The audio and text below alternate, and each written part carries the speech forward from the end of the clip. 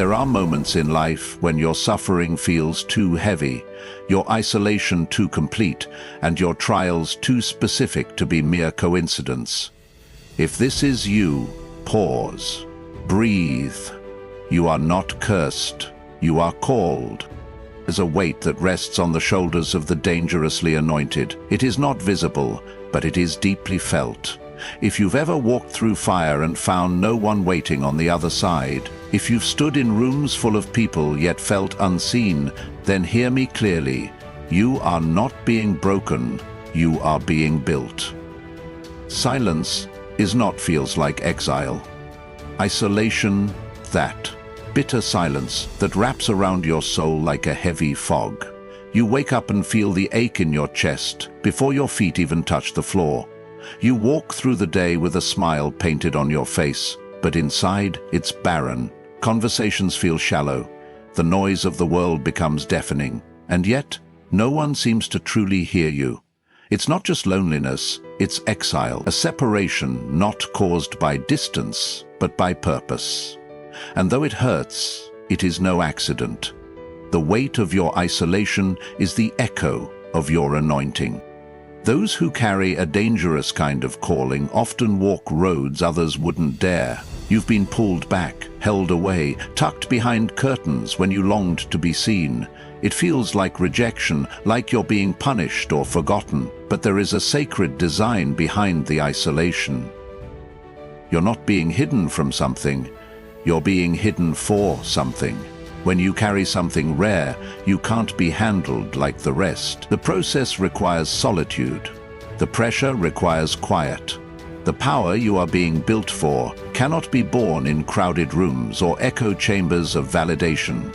It grows in silence. Look at the moments in your life when everyone seemed to drift away, when the phone stopped ringing, when support became a whisper, when the people you thought would never leave walked without a backward glance. That's not coincidence. That's cutting, pruning. Isolation often comes after elevation, not the kind people see, but the kind your spirit feels. You were no longer able to blend in because what was on you began to disturb what was around you. You became uncomfortable in familiar places, and familiar places became uncomfortable with you. That is not weakness, it's transformation. You might feel like you're in a desert, but the desert has always been the training ground of the anointed. It is in the wild that strength is tested, character is formed, and clarity is born. When you are removed from the noise of the world, you begin to hear the deeper voice inside of you. You begin to recognize the false from the real, the shallow from the sacred. And that discernment, that internal compass, becomes your armor. You're not just learning how to stand, you're learning how to walk without applause, how to lead without followers, how to burn without smoke. Isolation doesn't mean you're unloved. It means your development is too critical to be interrupted by distraction. The weight of your destiny requires a kind of focus others won't understand. You weren't born to be common, and common things are mass-produced, but rare things are handcrafted. There's no assembly line for those who are dangerously anointed. You are not being kept away because you are lacking. You are being kept apart because you are loaded. Your calling is costly, and heaven is investing in your endurance. The silence is your stretching. The waiting is your sharpening. The world has taught us to associate isolation with failure, but in truth, it is one of the first marks of true calling. Think of how the deepest roots grow in darkness, far below the surface. No one sees them, no one celebrates them, but they are the reason the tree stands when the winds rise. You are becoming rooted, and roots don't shout, they dig deep. So if no one sees your progress and no one is clapping for your process, good. That means you're growing right. It means you're not performing, you're becoming. And in that quiet place your eyes begin to open. You start to see that what once felt like abandonment was actually protection. The people who left weren't meant to carry what you carry. The connections that fell apart would have cracked under the pressure of your calling. Isolation reveals who you are without a crowd to shape you. It reveals who stays when there's nothing to offer but your presence. It breaks you, yes, but it also rebuilds you stronger, wiser, and unshakable. This kind of solitude is sacred. It's where your real self is refined. So if you're walking through this season right now, if the silence is louder than ever and the solitude is starting to sting, don't despise it. Feel it. Let it teach you. Let it stretch you. The weight you carry demands that you walk through places few others could survive. This isn't punishment, it's preparation. Not everyone will understand it. But that's okay. They were never meant to. Because isolation is not a sign you've been abandoned, it's a sign you've been marked. And though it hurts like exile, it's actually elevation in disguise. Signs 2. Warfare without cause. Warfare without cause is one of the most painful, confusing signs of dangerous anointing. You're not starting fights. You're not looking for conflict. Yet battles seem to find you. People misunderstand you. Rumors are born about you without a seed of truth. Attacks come not because of what you've done, but because of who you are.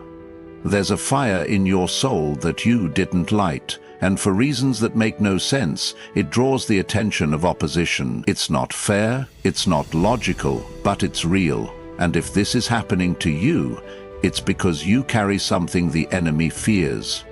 When you're dangerously anointed, you don't have to move for the warfare to begin. Your mere presence disturbs the spiritual atmosphere. You walk into rooms and tension rises. You haven't said a word, yet someone already dislikes you. You haven't made a move, yet obstacles appear. And you ask yourself, why me? Why now? Why this again? You pray, fast, serve, love, and still the hits keep coming. It feels personal because it is, but not from people. From something deeper, something unseen. When you're chosen, you're marked. And when you're marked, you're monitored. This kind of warfare isn't just external, it's internal too. Suddenly anxiety creeps in from nowhere. Doubt starts whispering louder than your dreams. Depression attempts to settle where peace once lived. And all of it feels unprovoked. You didn't invite it, but it's there. And that's when you have to remember you're not cursed, you're carrying. The storms are not because you're weak, they're because you're a threat. The darkness doesn't fight what doesn't shine. If you weren't a danger to something demonic, your life would be quiet. But you're not meant for quiet. You're born for disruption. These attacks, though exhausting, are often indicators that you're on the brink of something sacred. The more intense the warfare, the closer you are to something that matters. It's like the final push before birth. Painful, messy, and loud, but necessary. The enemy doesn't waste ammunition. If you're under fire, it's because there's something powerful inside you that he's trying to stop before it awakens. Every setback, every strange opposition, every wave of resistance, it's all a reaction to your assignment. And the more senseless it feels, the more significant it likely is. You may look around and see others coasting through life. No drama, no battle. And you wonder why your road feels like a battlefield. But you weren't built for average. You were born for impact. And impact attracts attention. When you begin to shift atmospheres, even unknowingly, everything connected to darkness starts to respond. You'll notice increased pressure, distractions, betrayal, and even sabotage. But don't let it deceive you. These are not signs of failure. They are signs of friction. And friction is what happens when power starts moving forward. Warfare without cause also has a way of revealing things. Hidden motives, buried insecurities, even false alliances. The heat of battle forces truth to the surface. People who once praised you will start to pull away, not because you changed, but because your calling started to convict what they weren't willing to confront. And that's painful, but it's part of the purification. The anointing demands clarity. You can't walk with power and pretend at the same time. So the fire burns away the fake, and what's left, though fewer in number, is real, solid, and tested. Sometimes the warfare isn't even external at all. It's not the haters, the gossip, or the closed doors. Sometimes the fight is within, the battle to believe you're worthy, the war against giving up, the quiet warfare of showing up day after day with no recognition, no reward, and no relief. But you do it anyway, not because it's easy, but because it's encoded in your soul. And that is what makes you dangerous. Not the perfection, but the persistence. You refuse to break, even when everything is breaking around you. That endurance, that grit, that spiritual stubbornness, that's the mark of the dangerously anointed. So when the attacks come from nowhere, when you feel surrounded without cause, when you're weary for no visible reason, pause. Don't panic. You are not under punishment. You are under preparation. The battle is not against your past. It's against your potential. You are not fighting for your life. You are fighting for your legacy. You are not being targeted because you're weak. You are being tested because you're strong. And even if no one else sees the warfare, even if no one else understands what you're facing, remember this. Invisible battles are proof of invisible power. Let me tell you a story. There was once a young boy in a forgotten village. Quiet, overlooked, the youngest of many. While others were celebrated, he was sent to the fields with sheep and silence. But in the stillness of the wild, something sacred was happening. He learned to fight lions, not in crowds, but alone. He learned the sound of wind in trees and the whisper of wisdom in stillness. And then, suddenly, he was called. Not for his popularity, not for his image, but because of what was forged in his solitude. When giants stood, he didn't tremble. He had already faced worse in secret. What people called luck was really preparation. The world saw a miracle. He knew it was just another moment of walking with purpose. You are that person. You don't need a stage to be chosen. You don't need a crowd to be powerful. You don't need applause to be anointed. Sign. A vision too big to explain. There is a peculiar kind of pain that comes with carrying a vision too big to explain.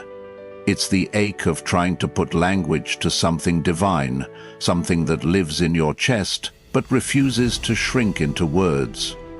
You try to tell others what you see, what you feel in your spirit, and they blink back at you, confused. They nod politely or smile awkwardly, but you can feel the distance. You stop mid-sentence sometimes because their eyes tell you they can't see it. And in those moments, you wonder if maybe you're the one who's wrong. But you're not. You're just called to build what's never been built. When you're dangerously anointed, the vision placed in you doesn't fit inside the framework of logic or the boxes of tradition. It comes uninvited, often during your most inconvenient seasons. You'll be in the middle of struggle, lack, or heartbreak, and suddenly your spirit will catch fire with an idea so massive it makes your circumstances look like a joke. And yet, somehow, you know it's real. You know it's possible. You don't know how, or when, or with what resources, but the knowing won't leave you alone. That's not delusion, that's calling. The problem with vision is that it often shows up fully formed in your spirit, but your life is still in fragments. You're still working that job, still fighting that fear, still healing from that betrayal. And yet, inside, you're seeing blueprints that don't make sense with your current foundation. And the more you try to explain it, the more misunderstood you feel. People want you to explain every detail. They want clarity, timelines, guarantees. But vision doesn't offer those. Vision comes raw and wild. It doesn't submit to logic, it stretches it.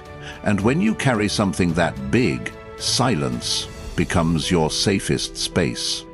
You may start to notice that as your vision grows, your circle shrinks, not because you're becoming arrogant or distant, but because what you're building requires stillness and separation. Everyone can't walk with you through this part. Not because they're bad, but because they weren't shown what you were. And that's okay. Some people are only meant to witness the result, not the process. Protecting your vision sometimes means outgrowing your need to be understood. If you're waiting for permission to build what heaven has downloaded into you, you'll die with blueprints in your hands. There's also a unique kind of warfare that comes with a massive vision, one that attacks your confidence. You'll feel unqualified, too old, too young, too broken, too late. And yet the vision won't leave. It's not just something you want to do, it's something you must do. It burns in your belly, it won't shut up, and when you try to walk away, everything else loses meaning. That is not a dream. That is your assignment. And you are not crazy for chasing it, you are commissioned, and those who are truly commissioned will be called crazy before they're called visionary. You may start to notice a divine tension, where your vision feels both impossible and inevitable at the same time. You're terrified, but you can't turn back. Every attempt to settle leaves you feeling empty. Every time you try to downsize your dream, your spirit grieves. And that grief is sacred. It's not because you're being unrealistic, it's because you're trying to fit a calling into a comfort zone, and those two things will never coexist. A dangerously anointed person can't play small and stay sane. It's not ambition, it's obedience. There's a reason the vision is too big to explain. It wasn't meant to be explained, it was meant to be demonstrated. Your life is the canvas, your obedience is the brush. The world will understand it once it's built, but right now you must learn to carry what you can't yet show. That's one of the heaviest parts of the calling, holding something invisible and believing in it with the force of your entire being. But that's also what sets you apart. The ability to believe beyond the visible is what makes you dangerous. So if you got a vision that makes your stomach flip, one that keeps you up at night and makes no sense to the people around you, don't curse it, don't shrink it. Let it live. Let it stretch you. Let it make you lonely, let it break your heart if it has to, but never ever let it die. Because what's burning inside you now is the future someone else will walk into tomorrow. And just because they don't see it now, doesn't mean they won't one day stand in awe of what you refuse to let go of.